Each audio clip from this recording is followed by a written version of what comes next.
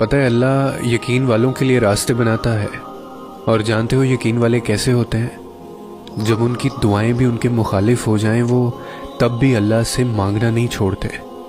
ایسا یقین کہ جب ان کی ساری دنیا ان کی آنکھوں کے سامنے بکھرتی ہوئی دکھائی دے رہی ہو، اور وہ تب بھی آسمان کی جانب دیکھ کر کہتے ہیں ہمیں پتہ ہے تو ہمیں تھام لے گا۔ تو بتاؤ پھر کیا تم اتنا یقین رکھتے ہو؟ کیا تم اتنا یقین رکھ سکتے ہو اس ذات پر کہ اپنے منصوبوں کو اس کے منصوبوں کے لیے ختم کر دو؟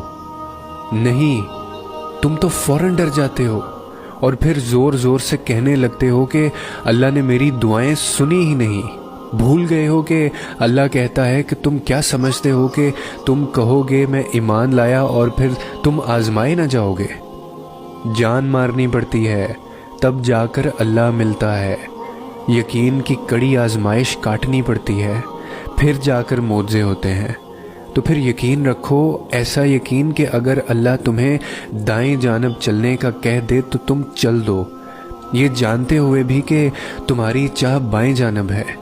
پھر دیکھو کیسے وہ بائیں کو دائیں طرف لے آتا ہے اور تمہیں اس راستے سے اپنی قدرتیں دکھاتا ہے، جہاں سے تمہیں کچھ بھی ملنے کی توقع نہ ہو، جہاں سے تمہیں کوئی چیز ملنے کا گمان نہ ہو، وہ وہاں سے بھی تمہیں دے سکتا ہے۔ اور اللہ ہر دعا کا جواب ضرور دیتا ہے، بس ذریعے مختلف ہوتے ہیں۔ کبھی وہ کسی انسان کو آپ سے ملوا کر جواب دیتا ہے اور کبھی اسے آپ سے دور کر کے، کبھی وہ ہواؤں کے ہاتھ پیغام بھیجتا ہے تو کبھی اپنا جواب کسی ٹھوکر میں چھپا دیتا ہے، کبھی وہ سجدے میں گرا کر اپنی مصلحتیں سمجھاتا ہے اور کبھی ہاتھ تھام کر صبر کا صلہ دیتا ہے۔ آزمائش کا آنا اور روح کا ریزہ ریزہ ہو کر بکھر جانا بے وجہ نہیں ہوتا۔ کبھی تکلیف میں ہو تو اللہ کو محسوس کرنا، پھر اس کی موجودگی بھی دکھائی دے گی تمہیں اور اس کی سرگوشی بھی سنائی دے گی۔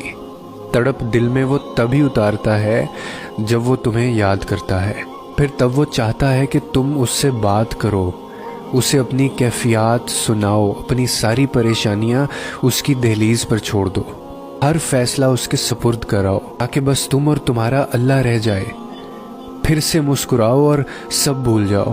مٹھاس تو پھر بس اسی کے ذکر میں ہے نا، اور سکون کے لیے تو اس کا نام ہی کافی ہے۔